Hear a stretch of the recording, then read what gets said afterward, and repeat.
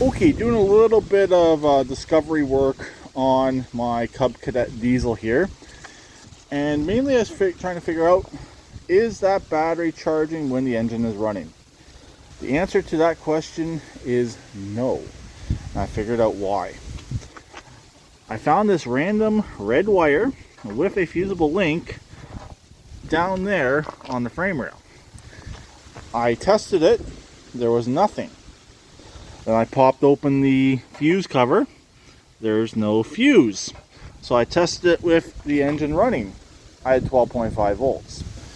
Tested it with the engine off. Nothing. So, good idea having a fuse on the charging lead. If it was hooked up, it'd be even better. So I got to figure out where I can connect it to. Won't quite reach the battery, as you can see. But I might be able to reroute it around to the starter. This is my main lead right here. Going into the starter, that's the trigger wire. It even has the trigger wire fused. Interesting. I don't think that necessarily has to be fused. I think he kind of went fuse happy on a few different things on this. And definitely on the charging and trigger was definitely a bit fuse happy. So the big thing that needs to happen on this machine, the front end has to come off. The hood, side panels, it'll come off in one piece.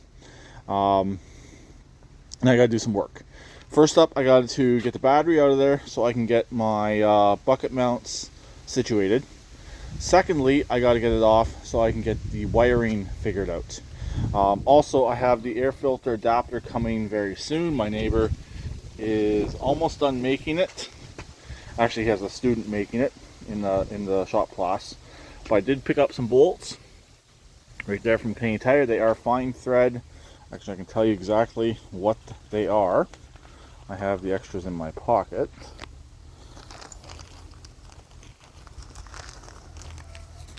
This is what they are right here. So it fit the turbo perfectly fine. I kind of wanted Allen head bolts, but I could not find any in this size, and that particular Canadian Tire did not have any of them. I was out in Elmer, Ontario, so kind of give you an idea of roughly where I am, but I'm quite a few counties away from Elmer, so not really exactly where I am. Never really share that information. But anyways, I got bolts, got washers, just waiting on the flange. Also, something I gotta do is I gotta take this here off, reseal this. There's definitely turbo leak along here. It's not getting all the air into the intake from the turbo, so that will get not JB welded, RTV'd all the way around here. So you can see he has red RTV on there. He also has red RTV right here. As long as that seal there is not broken, I'm not too worried about it. But this seal right here, I am kind of worried about that, since I have had this cover off. Also, whenever he sent me pictures and video of the machine, he had that off as well. So there is no air filter in here because it'd be too restrictive for the turbo. The only air filter that's going on is right here. We are making good oil pressure. I have an oil pressure gauge coming tomorrow. There's nothing wrong with that one, but I want the oil pressure and I want the voltage on the dash. So you can actually monitor everything when you're actually running this machine and doing work with this machine. So one good thing with this wire just hanging out and being fused, it didn't pop since there's no fuse in there. That is one good thing. So I don't know if he just forgot to put a fuse there, forgot to hook it up, because this engine was originally in a different machine and he adapted it to fit this machine here. So that's one thing I think he possibly forgot about when putting this machine together. But that's pretty well it for this just quick update on the Turbo Cub. This machine is not staying around. It will be going to auction in the spring, so it'll stay around all winter.